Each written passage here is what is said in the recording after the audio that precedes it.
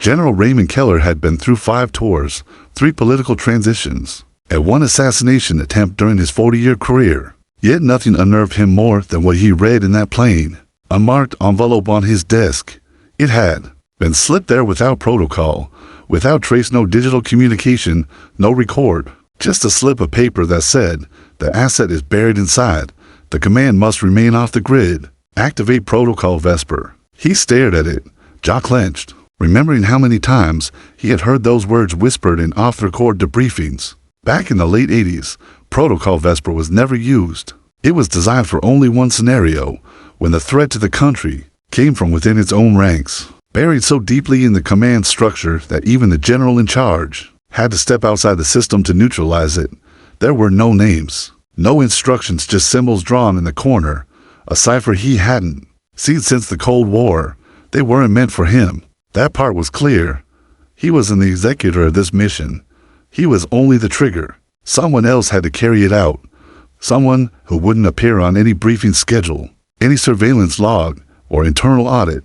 He leaned back in his chair, rubbed his temple, then opened a maintenance logbook from his filing cabinet, standard Pentagon issue for cleaning teams. He inserted the slip of paper between the pages and scribbled a service note on the front. Then he sealed it in a transparent folder, clipped it shut, and left it in the janitor's closet on sublevel 3. No soldier would go there. No analyst. Just cleaners. Luis Mendoza clocked in at 10:40 for PM, 5 minutes early like always. A soft-spoken man in his late 50s with a trim beard and wire-rimmed glasses. He walked slowly past security, nodded at the guard, and wheeled his supply cart toward the east wing. He had worked these floors for almost 11 years. Most people never learned his name. He liked it that way. Luis had been a school teacher once, then a statistical analyst in the Chilean Ministry of Defense. After the regime change, he escaped through Peru, then Mexico, and eventually crossed into Arizona with only a suitcase and a daughter's photograph. In Washington, he kept his head down. No questions, no politics, just work. He had cleaned the Pentagon for so many years. He could tell which generals were in by the type of coffee in the trash. He recognized security patterns before they changed. He even knew which sublevel stairwell was always a degree colder than the rest. Luis wasn't nosy. He was just observant.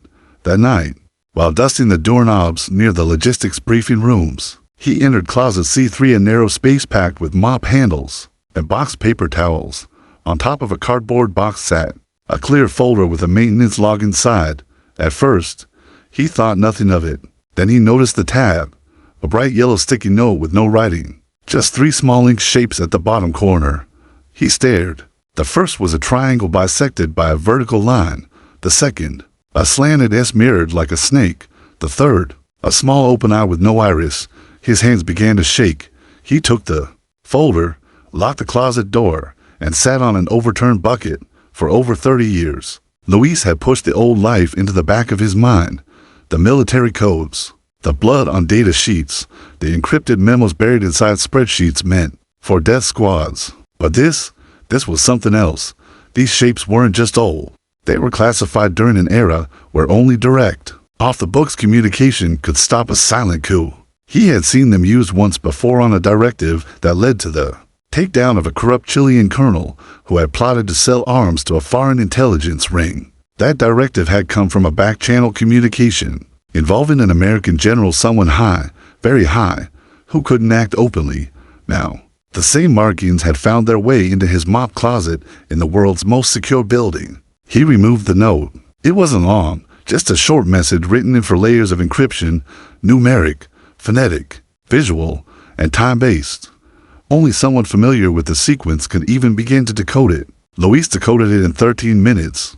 His mind, dusty, with years of silence, moved faster than he remembered. Asset and command compromised. Simulation to be triggered. Vesper required. No chain. No signature. Move unseen. He sat still.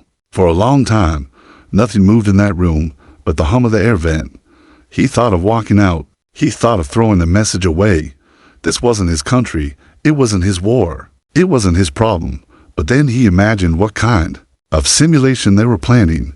Something that would hand over authority. Something that might disguise treason as a drill. Something irreversible. Only someone invisible could move through the system and observe without being noticed. Luis realized he wasn't just chosen for convenience. He had been chosen because they knew he would understand. Luis waited until 4 a.m. when the halls were still and the building felt like a shell around him. He moved back through the corridors like any other night, cart rattling softly, mop handle tapping lightly as he turned corners. No one suspected a thing. No cameras followed him. Janitors were invisible, and he had spent years mastering the art of silence. Back in the staff lounge, he sat alone under the glow of a vending machine, the decoded message tucked beneath his folded hands. His thoughts pulled him backward to chilly 1985. He'd been a military codebreaker, then quickly pulled into internal counterintelligence after his supervisor was assassinated in broad daylight. Back then, encrypted communications passed through walls using data cables, hidden behind janitor closets, an idea inspired by how unnoticed cleaners truly were. Luis's talent with layered encryption had once made him valuable, until his work exposed the wrong people. When the structure collapsed, he fled with nothing but the clothes on his back, a forged passport, and a fear of ever opening that part of his mind again. Now, decades later, the same encryption had found him. Not a coincidence, a signal. The words from the decoded message echoed again. Simulation to be triggered. He needed confirmation. One message wasn't enough. If he moved too soon, he'd expose himself and lose any chance to understand the full plan. But if he moved too late, the simulation might begin. And simulations in the Pentagon weren't just software runs. They often had teeth shaped to look like training, but built to take control. Luis picked up his phone, an old flip model he used only for emergency shifts. No GPS, no data. From memory, he typed in a number he hadn't used in 20 years. 4 rings passed. Then a voice answered, feminine, tired, American. You've reached the archives, she said. Luis replied in a soft voice. How long since the last moon protocol? A pause. Then, not since Berlin. Who's calling? Someone cleaning up after Berlin. The line went quiet, then disconnected. Luis knew better than to wait for permission. The next morning, just after dawn, Luis took a short detour during his final sweep. He had memorized the security rotation over the years. On even days, the basement floor cameras cycled 5 seconds behind live feed. That was enough. He entered an unsecured telecom junction near the west wing and left a folded napkin behind the second panel. The napkin contained nothing but a time, a date, and a location. It was a classic signal dropper method used during Latin American operations, when digital surveillance wasn't trusted. At 10 p.m. the following night, he sat at the second-floor reading room in the public library 3 blocks from the Pentagon. The place was nearly empty except for a man at the front desk and an older woman in a tan coat, rearranging books in the nonfiction section. Luis opened a book titled The Psychology of Obedience. Inside was another book hollowed out with a small white note. No coincidence. Ascension exercise includes override test. Surveillance layered. Cleaners are ignored. Move carefully. He looked up briefly. The woman in the tan coat was already gone. Luis began to observe more intentionally over the following days. He noticed small inconsistencies, rerouted cleaning schedules, janitor closets temporarily locked without notice, staff he had never seen before taking longer than normal meetings on secured floors. One of the new hires in logistics always stood near data nodes, but never carried a laptop. Another left paper trails behind that didn't match shift records. What worried him most was the shift in security attention. Certain cameras used to scan halls continuously were now on static view. Office doors that were always locked during off hours suddenly remained ajar. These weren't sloppy errors. They were controlled loopholes. He understood what it meant. These individuals wanted an access point that could be defended as a mistake if discovered. It mirrored operations he'd helped dismantle decades ago. Stealth designs, meant to look accidental on paper, deliberate in execution. He revisited the message, asset and command compromised. The asset wasn't an outsider. It was someone already holding influence inside. And Fort Ascension wasn't just a name. It was a place. Fort Ascension was officially a cybersecurity simulation site on the outskirts of Virginia, positioned as a training facility for advanced response teams. But Luis remembered otherwise. Buried in off-the-record archives and whispered reports, Fort Ascension had another purpose. It was a trial platform for system-wide contingency drills. Some called it the switch room. Whoever controlled Ascension during an override simulation could, in theory, interrupt civilian infrastructure for up to 4 hours without external review. If timed correctly, that window could force emergency executive protocols, allow privatized data control, or reroute classified assets to private hands. He started forming a map. The threat wasn't about an attack from the outside. This was a surgical effort, small, quiet, internal. A shadow group, likely corporate-backed or rogue military, was preparing to trigger a false override, cause a system blackout, and exploit the gap in command. Most likely, they label it a cyber breach, blame a foreign actor, and shift national security privileges to emergency hands already waiting to receive them. Luis saw it clearly now. Only someone unnoticed could get close enough to collect proof. Only someone who had once been trained to decode lies buried in process logs and surveillance gaps could see it all forming. Only a cleaner. Luis had spent 3 nights gathering quiet evidence. He adjusted his usual routes, kept off the janitorial logs by swapping shifts with an old coworker, and used his master key card only once per shift to avoid flagging irregular movement. Every detail mattered now. He documented security blind spots using his phone's front-facing camera and studied personnel routines with a veteran's precision. What he found confirmed the hidden operation wasn't a theory anymore, it was active. New personnel in IT had no Pentagon clearance records. Network panels were being accessed during maintenance windows that weren't on official logs. Someone was mapping out a reroute of classified emergency protocols. One network branch ran directly from the Pentagon simulation floor to an external IP in Virginia. For Ascension, Luis knew what this meant. The plan wasn't just to hijack a test. It was to create a false fail-safe one that would, on paper, look like a controlled response, but in truth trigger a live override. It would transfer authority to a temporary emergency group quietly embedded inside the chain of command. The people behind it weren't amateurs. This was clean, sophisticated. It reeked of a faction well-versed in both government procedures and private tech architecture, likely former military or intelligence men who understood the machine and how to make it work against itself. Luis wasn't scared. He was focused. Old instincts had returned. His mind worked like it did when he used to walk corridors with secrets in his pockets and a hidden pistol tucked behind a book. He needed more than confirmation. He needed irrefutable evidence. He reached out to his only remaining contact from his intelligence past, Marisol Vega, a retired NSA linguist. She'd gone blind in one eye after an intercepted operation in Bogota and had since become a research assistant at the Library of Congress. They hadn't spoken in 15 years. He met her at a park near the Potomac River where chess tables sat under stone trees, and the air smelled of distant tide. He brought to coffees. She brought her dog, a white Labrador with soft ears and a patchy tail.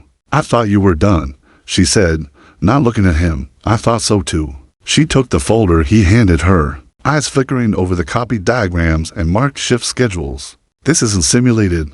They're isolating the command chain. What they're building is a gate one they can lock from the inside. I know, if you act," she said, folding the folder and tucking it beneath her coat. "You're not coming back to this life.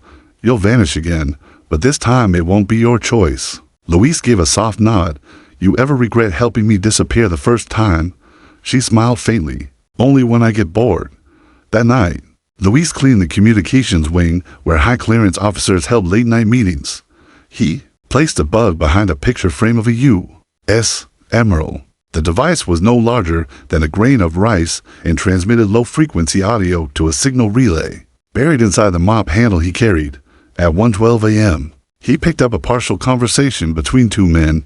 "Ascension is just the beginning. If it works, we don't need congressional review again. We'll be able to route full contingency status through 5 hands. No press leaks. No risk of the general getting in the way. He's retiring in 5 days." Luis stood still, listening to the full 15-minute discussion. The word pre-trigger came up multiple times, along with a reference to a scrub simulation log from 6 months ago. They weren't just setting up a takeover, they had tested it before. As the recording played into his hidden receiver, Luis copied the audio and encoded it using an old technique called chain pulse fragmentation. The result was a sound file that looked like white noise, unless run through a specific decryption string. At 3:10 a.m., he returned to closet C3 and slid a flash drive inside a hollow tube, hidden in the back wall. He left a second note for the general behind a forgotten air duct filter. Ascension confirmed. False authority underway. Pre-trigger code rehearsed. 5-day window. Action required. He didn't sign it. He didn't need to. The next day, he walked past General Keller near the south stairwell. Neither man spoke. The general didn't even glance his way. But as he passed, the general adjusted his cuff and tapped twice against his palm. It was the signal for message received. That night, Luis didn't go home. He didn't call anyone. He took a train to Baltimore, stayed at a motel under a different name, and began building a plan. He reviewed floor layouts of Fort Ascension, pulled from old archives. He traced possible server locations based on power draw from years-old building schematics. He cross-referenced staff shifts with private security rosters leaked from a data breach last year. Everything pointed to a Friday morning operation. That was the moment they would trigger the override. During a scheduled red flag response simulation, on paper, it would look like a test. But inside, it would shift infrastructure controls, isolate digital authority, and handful decision-making to a group of men hidden behind layers of clearance. And no one would know, except the cleaner. Luis stood before his motel window at 2 a.m., watching headlights pass on the highway. He took a slow breath, felt the weight in his chest, and pulled the final document from his jacket, a faded envelope with his daughter's name on it. He hadn't seen her since crossing the border all those years ago. He had promised her safety, silence, and survival. He had broken the silence now, but if he succeeded, maybe survival would mean something again. Luis returned to D.C. quietly, taking a different train route and wearing a hat low over his eyes. He stayed off surveillance routes and exited through a service gate instead of the main terminal. For years, he'd walked these streets invisible, yet now every camera felt like an eye watching the lawn. He didn't flinch. He moved exactly how he always had, like a man no one noticed, doing a job no one questioned. At 9:15 p.m., he resumed his normal janitorial shift in the Pentagon, logging in at the eastern entrance and wheeling his cart down corridor 6C. The air smelled like recycled paper and steel. His key card still worked. No flags had been raised. Either his activities hadn't been detected or someone wanted him to continue. Luis used a mirror hidden inside a dustpan to check the blank corner outside Communications B. The security camera had been disabled again. He wasn't the only one hiding things, but unlike the others, he didn't need to break in. He already had keys. Over the next 3 nights, he installed 5 passive listening devices. They required no signal, no battery, just vibrations from air and electrical flow. They sat on vent grates, table legs, and wall seams. They would collect patterns, rhythms, and speech vibrations later converted into data by his private offline decryptor. He had built it from leftover components years ago, hidden inside the shell of an old vacuum motor. The information he gathered revealed something shocking. The simulation at Fort Ascension had been moved up. Instead of Friday, it would launch Thursday evening, 3 hours after most government buildings had closed. Fewer eyes, less press, less chance of interruption. He had to act now, using a forged ID badge from a cleaning contractor who had quit weeks ago. Luis entered the Pentagon's small printing lab. Inside, he duplicated for low-level passes and one high-clearance badge using stolen clearance codes he'd extracted from discarded visitor logs. These wouldn't last forever. Most would fail after the scans, but one scan was all he needed. He spent the next morning at the outskirts of Fort Ascension, parked inside a nondescript supply van with rusted corners and broken taillights. It looked like something abandoned. It had been retrofitted with a hidden floor panel beneath which lay a uniform, hard hat, a gear bag bearing the logo of Harper Building Services, a subcontractor used regularly by Ascension's infrastructure division. The trick wasn't getting in. It was moving through unnoticed once inside. At exactly 3:35 p.m. on Thursday, Luis entered through a side utility gate marked scheduled repair. The guard barely looked up from his tablet. The forged ID scanned. Clean. The database had been subtly redirected the night before by someone who owed Luis a favor from a time long gone. Once inside, he passed the control lobby, entered the inner corridor, and made his way to maintenance subsection 7B. From years-old diagrams, he knew that room backed up against the control servers, responsible for rerouting command chain access. During simulations, if he could intercept the signal before it activated, he could shut it down. He crouched beside a wall panel, unscrewed the aluminum trim, and exposed a tangle of fiber lines running beneath the floor. He snipped the outer casing and inserted a coded microbridge, a tiny copper device that would delay the relay signal by precisely 8.2 seconds. That's all he needed, just one moment where illusion would break. At 6 p.m., he returned to the supply room and waited. The hallways outside hummed with activity. Technicians, supervisors, and the private security officers in unmarked gear passed by. Their voices low, their smiles rehearsed.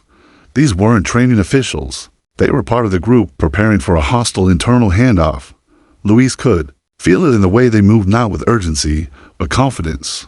The kind of confidence that came from knowing the path ahead had already been cleared. By 6:48 p.m., the building lights dimmed and the simulation began. Screens flickered. Alerts blinked. Inside the control room, officers initiated what appeared to be a test rerouting infrastructure, oversight to a backup center in Colorado.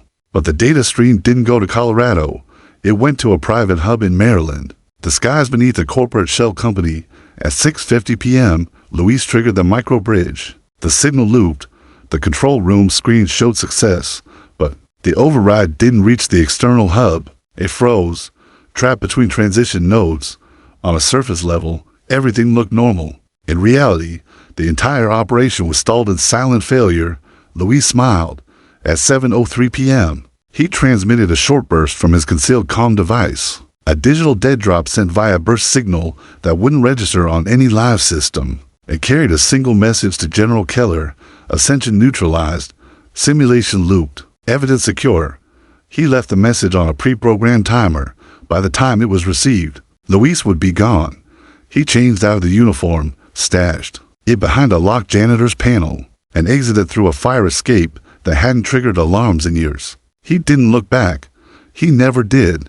In the Pentagon, General Keller sat alone in his empty office, reading a memo on his retirement ceremony scheduled for next week. He folded it neatly, set it aside, and stared at his secure tablet as the message from Luis appeared. His chest lifted slightly. He tapped the screen once, then deleted the message entirely. No paper trail, no acknowledgement, just a job completed. Silently and effectively, some wars were fought without medals, uniforms, or names. Some missions only the cleaner could complete. General Keller watched the artificial calm settle over the Pentagon the next day. No alarms had gone off. No one had questioned the glitch at Fort Ascension. Official reports labeled it a minor system echo caused by outdated firmware. He knew that phrase well. It was code for, "We know something happened, but we don't want to look closer." He sipped black coffee in his office and glanced over the documents on his desk. Most were ceremonial: a retirement schedule, a speech draft, an internal thank you letter already signed by someone else. He hadn't requested retirement, yet here it was, packaged neatly and pushed through by committee. Someone inside the system had noticed the disturbance and reacted swiftly. They couldn't directly expose him, not without risking attention. So, they accelerated his exit. They made it look like gratitude. When a colonel from the Defense Oversight Division arrived unannounced, Keller knew the next move was already underway. The colonel, sharp-suited, rigid back, presented a folder. "Sir, this just came through internal audit review concerning a Pentagon janitor who's recently triggered irregular access patterns." Keller opened it. The name was there in bold: Luis Mendoza. Surveillance photos, badge use records, one blurry shot from Fort Ascension's side entrance. "He's being watched." "Yes, sir," the colonel replied. "We have a soft flag on him. No direct move yet, but we're preparing an internal security review. Quiet, of course." Keller closed the folder and looked the colonel in the eye. "Stand down, sir. This office will handle it. You're dismissed." The colonel hesitated but obeyed. As the door closed, Keller exhaled slowly. They'd found Luis, but they were unsure how deep it went, which meant Keller still had time. Luis, meanwhile, had sensed the shift. At 2:14 p.m., during a routine supply run, he noticed a man leaning against a vending machine outside sublevel 2. The man wore a repair badge, but stood too tall, too stiff, eyes scanning not snacks but faces. At 3:40 p.m., Luis spotted another in the parking garage pretending to fix a tire, watching the exit lanes. He didn't panic. He changed his pattern. No direct exits, no communication. He took a mop and rolled his cart straight into the archive wing, inside a quiet maintenance closet. He activated a low-band scanner. 3 overlapping frequencies buzzed in the air. Surveillance drones, small ones, likely disguised as light fixtures or exit sensors. They weren't just watching, they were tracking. He had one chance left before disappearing for good. Back at the general's wing, Luis cleaned quietly, head down. He needed confirmation, some sign from Keller that the next phase was ready. But the general hadn't left any note. No cue. At 6:05 p.m., a young lieutenant barely 30, bright-eyed and nervous, entered the corridor. Luis recognized him as the same one who'd once spilled coffee and apologized for 10 minutes. The kind that still believed in rules. As he passed, the lieutenant dropped a used paper towel on the floor beside the cart. Luis waited 5 minutes, then picked it up and unrolled it carefully. Inside, written in tiny blue ink, "They know your name. You've got 48 hours. You were never here." Luis flushed the paper down a janitor's sink and kept moving. That night, Luis emptied his locker at the service entrance. He left behind nothing, not even his old keys. He walked 5 blocks before hailing a cab and disappearing into a motel. Off Route 1, he paid in cash and used the name Santiago Reyes from a hidden lining in his jacket. He pulled out a metallic flash drive, 1 or 2 he had created before entering Ascension. It contained recorded chatter, floor schematics, timestamps, and code paths. Evidence enough to show this wasn't an accident or internal malfunction. It was a deliberate attempt to hijack national control using simulated protocol. He uploaded the data using a satellite bounce device, rerouting it through a secure path toward a retired senator's encrypted server. Someone Keller had once trusted when things got murky. Then he destroyed the device completely, smashing it with the motel's iron and flushing the pieces. Back in the Pentagon, Keller stared at a blank email screen for 20 minutes before typing a single line. "Operation complete. Civilian asset compromised." He never sent it. Instead, he stood up, removed his nameplate from the desk, and packed only a single folder into his leather briefcase. That night, he left through the south corridor, no security detail, no farewell. Just another old man walking into silence. The next morning, Keller's retirement was made official. A single tweet from the Department of Defense thanked him for years of leadership and integrity. No mention of Ford Ascension, no mention of Luis. The press accepted the narrative easily, but those inside the machine, the ones who orchestrated the simulation, understood the message clearly. The override had failed. The mission had been blocked. Someone or something had interfered. So they shifted, adapted. They weren't finished, just wounded, and somewhere in a motel. Luis lay awake in bed, staring at the ceiling fan. He had become what he never wanted to be again, a threat. But threats could also be shadows, and shadows knew how to wait. Luis Mendoza didn't leave the motel room for nearly 24 hours. He kept the blinds shut, sat by the wall where no one could see his shadow, and kept his phone in pieces across the table. Every noise made him pause. Footsteps in the hallway, a truck idling outside, a door slamming quickly. Years of peace had softened him. But now his old instincts returned like muscle memory. Breathe shallow, move slow, trust no one. By noon the next day, he put on a gray mechanic's shirt, clipped a temporary badge to his chest, and left using the rear stairwell. Cameras wouldn't catch him. He knew where they were. He'd mapped every angle when he checked in. His destination wasn't far, a bakery on 14th Street. Not for the croissants, for the box in the basement. Beneath the building, through a rusted security door, lay a dormant Cold War safe house. It had no Wi-Fi, no signal, but it had power and a direct cable to a ghost line that once fed encrypted faxes into the Venezuelan embassy, rerouted through Canada and Iceland before bouncing into Langley. It hadn't been used in over 20 years, but Luis had wired it himself back in 1999.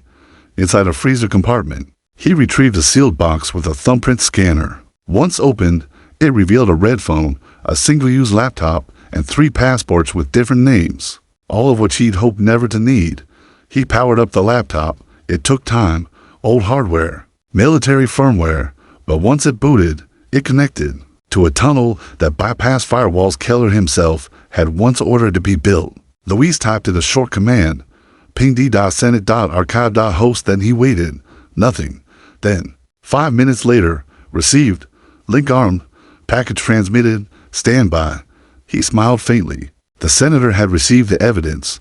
Now the machine would spin in a private residence across Virginia, Senator Margot Ellison read the files. She had long retired, officially, but she kept a small desk in her home office, monitored the encrypted lines, and never truly left the world of secrets. The folder Louise sent her outlined not just the failed override simulation, but the timeline of its setup, who accessed what, when, and how. Most chilling were the logs showing the emergency transition plan had scheduled a chain of comet D blackout for 2:41 a.m. on a Thursday morning. All standard communications rerouted, a false missile drill set to run concurrently. The simulation wasn't just a drill, it was cover for a coup.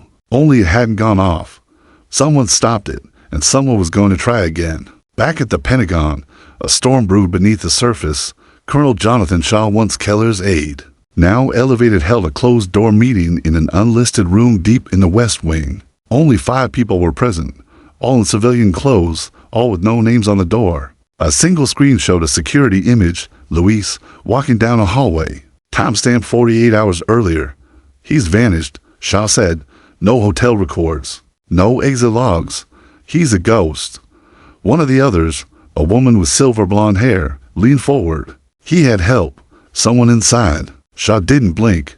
We assume it was Keller, but it may go further. We underestimated how long the old networks could stay buried. The screen changed again, this time showing the Pentagon's internal memo tracking Keller's retirement. He's off the board, but the plan failed. We need a new approach, more surgical. The woman nodded, and the cleaner, marked for termination. Luis watched the news that night from a television bolted to the motel wall. A political commentator argued that the military was undergoing a quiet reorganization. Another claimed domestic surveillance failures had led to internal realignments. No one mentioned ascension, no one mentioned simulations, but he noticed something else. A quiet funeral. General Keller, dead in his home from a reported heart attack. No autopsy, no fanfare, just a 20-second report on the ticker at the bottom of the screen. Luis froze. Keller had been the last safeguard inside the Pentagon, the last man with just enough power and just enough secrecy to shield him, and now he was gone. He switched off the TV and stood in silence. If they could kill Keller, they'd find him next. And this time, he couldn't just run. He needed to act. Using the secure laptop, Luis began compiling a new packet, this time not just for the senator, but for foreign intelligence allies, whistleblower outlets, and retired defense contractors who owed favors to old friends. He broke the information into chunks, encrypted each with unique keys, and embedded them inside innocuous files: weather reports, software upgrades, logistics invoices. He scheduled all of them to release in waves if he missed a check-in. Then, he wrote a message to the people watching him. You can kill me, but you can't stop the truth from leaving the room. That night, while eating dinner from a paper box, a motel clerk knocked on his door. Luis froze, hand on the pistol under his shirt. Yes, he called. Package for Mr. Reyes, the clerk said. Luis opened the door slightly. The clerk held a plain white envelope. He took it, shut the door, and opened it carefully. Inside was a single photo. It showed his daughter, alive, walking into a university in Boston. The message on the back read, "We know where she is. Do not interfere again." Luis sat down. Slowly, his hands trembled. They'd found her. Now the war was no longer about simulation or betrayal or even country. It was personal. Luis didn't sleep that night. He stared at the photo of his daughter, her face turned slightly, walking alone across the Boston campus. They'd taken it that day. The sunlight, the shadows, even the leaves matched the live stream from the university security cams. It wasn't an old picture meant to scare him. It was real, recent, and precise. A message, not just "we see you, but we own your future." Luis's hands didn't shake anymore. They clenched. They had crossed the final line. He picked up his phone, reassembled it, and tapped a contact buried under a false plumbing invoice. Osiris. 3 hours later, in an auto shop near Quantico, Luis met a man with a missing thumb and a patchy beard. He didn't say his real name. Neither did Luis. They both knew the rules. Luis handed over the envelopes, one with a hand-drawn schematic of Fort Ascension, the other with a USB drive labeled only with a scratch. "This is what they tried to run last week," Luis said. The man inserted the drive into a laptop wrapped in copper shielding. After 10 minutes, he shut it, his face grim. They rearmed it, adjusted timelines, new fail-safes. Luis nodded. "How long?" 5 days. Luis returned to the motel for the last time. He packed his things quietly, leaving behind the photo of his daughter on the desk with a single note.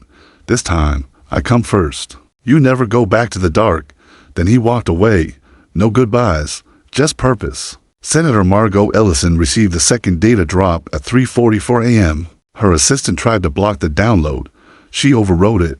The files were heavier this time. Audio clips, video footage, network logs showing silent drills reappearing under new operation names. The signature had changed, but the purpose remained. Force a breakdown in civilian oversight and shift command into a dormant continuity protocol one no longer under democratic control. This wasn't a rogue group anymore. It was becoming institutional. Margot made one call to a judge she trusted in Maryland and then burned the flash drive. The clock was ticking. Luis made his way west, changing cars every few hundred miles, taking unregistered back roads, sleeping in rest stops when safe. He used coded calls to activate 3 old allies. One was in Arizona, now a church caretaker, another in Kentucky, raising goats under a different name.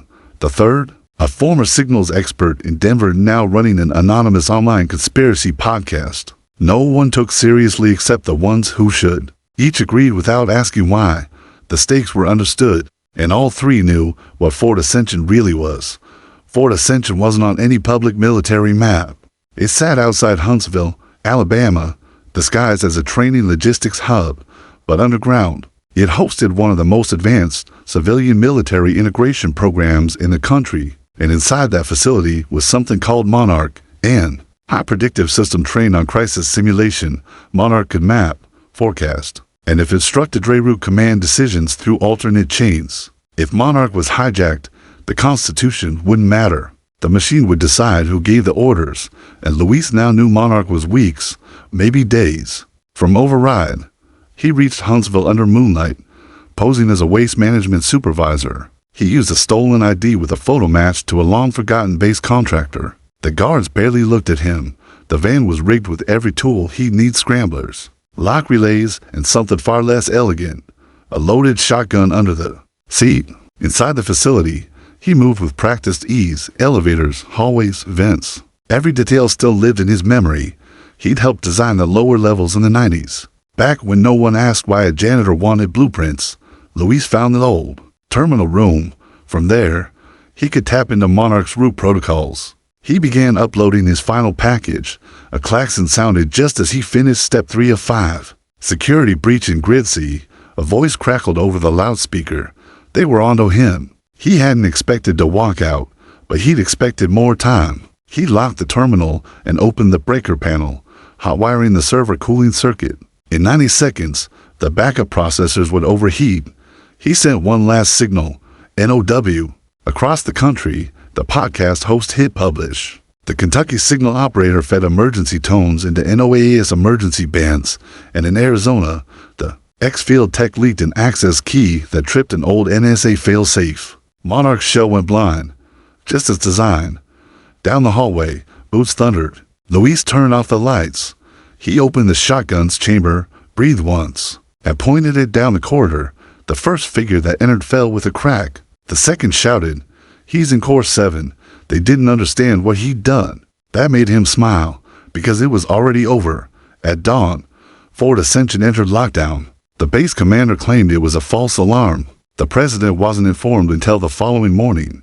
By then, the simulation had been purged, the override protocol was deleted, and Monarch reset to neutral status. Someone had stopped the hijack, but no one knew who. Senator Margot Ellison watched the news in silence. No stories mentioned the breach. Only a slight uptick in data transfer at the FCC caught any public attention. She knew Luis was gone. There'd be no body, just silence. That's how he wanted it. In a laundromat in Texas, an old man wearing gloves watched as his clothes spun. Next to him, a paper lay folded on the bench, a photo of a girl at a university, smiling beside her professor. Safe, he picked it up, walked to the door, and disappeared into the morning sun. The storm had passed, but the ripples it left behind still moved quietly through Washington. 3 weeks after the breach at Fort Ascension, a classified report reached the Director of National Intelligence. It outlined what they called an untraceable internal interruption of experimental continuity protocols. No names, no suspects, just anomalies, temporary system shutdowns, deleted override triggers, a neutralized AI with no logs of the command that reset it. The report concluded with one line: manual interference suspected, source unconfirmed. No official investigation followed, no medals were issued, it was meant to disappear. In a small town in New Mexico, the general sat alone in a wheelchair, watching the sunset from a care facility no one knew he lived in. The nurses thought he was a retired colonel. He never corrected them. Age had slowed him, but his mind still followed every detail, every whisper. He'd known Luis wouldn't survive the mission, but deep down, he also knew that if anyone could vanish without dying, it was him. He opened the folded note on his lap, sent in an unmarked envelope that morning. 6 words. It's done. You chose right again. No signature, but the handwriting was unmistakable. Senator Margot Ellison stepped down quietly 2 months later. She claimed health reasons, though she was in perfect condition. Her final act in office was to submit a sealed proposal, a law forbidding autonomous military override systems without direct civilian confirmation. Triple authenticated. It passed quietly in committee, buried beneath a bill on rural infrastructure. Only 3 senators actually read the section, but it passed. Sometimes silence is the loudest win. Luis now lived above a bookstore in Argentina. He rented the apartment under the name Eduardo Rojas. Listed as a retired schoolteacher, the town was small, and no one asked questions. He taught local kids chess in the evenings, worked with a mechanic in the mornings, and spent the weekends hiking the hills where no signals reached. Every Sunday, he checked the encrypted message board disguised as a Latin literature blog. He never posted. He only looked for one specific word buried in a fake review, Vesper. If it appeared, he would know something was wrong. So far, it hadn't. Back in Boston, Sophia Mendoza crossed the campus square holding a cup of coffee. Her professor waved at her from across the courtyard, and she smiled. She didn't know about the photo, or the threat, or how close she'd come to being used as leverage in something bigger than any of them. She only knew that a full scholarship had arrived unexpectedly, no sender, no explanation, just a note tucked inside the acceptance envelope for the daughter of a man who sees everything. She kept that note in her wallet. She never understood what it meant, but she never threw it away. Somewhere deep inside a military archive facility in Utah, a box was sealed in a private vault. Its label was unusual. No operation number, no mission name, just 3 words, Protocol Vesper, concluded. Inside, there was no tech, just a janitor's uniform, a duplicate Pentagon Axis badge, a torn page from a Chilean math textbook, and a photo grainy and black and white of a man sweeping a hallway inside the Pentagon. Unremarkable, anonymous, but underneath it was a handwritten line from General Keller, the only man I ever trusted in a room full of secrets. Years passed. Presidents changed. Wars came and went. Monarch was rebuilt, but with new limits, human ones. There were fail-safes now, eyes on every key, but somewhere in the system, hidden inside the millions of lines of code, was a ghost subroutine. Invisible, nameless, it did nothing. It moved nothing. It only watched. And once, when a young coder tried to modify its parameters, the system glitched and crashed the test server. The IT lead filed a report, titled, Mendoza Glitch, Review Required. No one ever did. They just left it alone. In a bar near Quito, a man in his 70s bought drinks for a pair of arguing tourists. He asked them to settle a chess dispute. They played a match, and he watched quietly, sipping tea. As they left, the bartender said, "You're good with people. You ever think about teaching?" The man smiled. "I used to." The bartender nodded. Then the man placed a small, folded napkin under his glass and walked away. When the bartender lifted it, there were 4 words written in fading ink. Mission understood. Always watch. Goodbye. And just like that, he vanished again. Not with fireworks, not with applause, just the way he had come quietly, without glory, without recognition, but not without purpose. Because sometimes, it's the ones no one sees who change everything. And somewhere, deep in the systems built to monitor the world, a digital line, blinked, silent, steady, a signal left behind by a man who once swept floors in a building full of power and secrets. Still watching, always watching.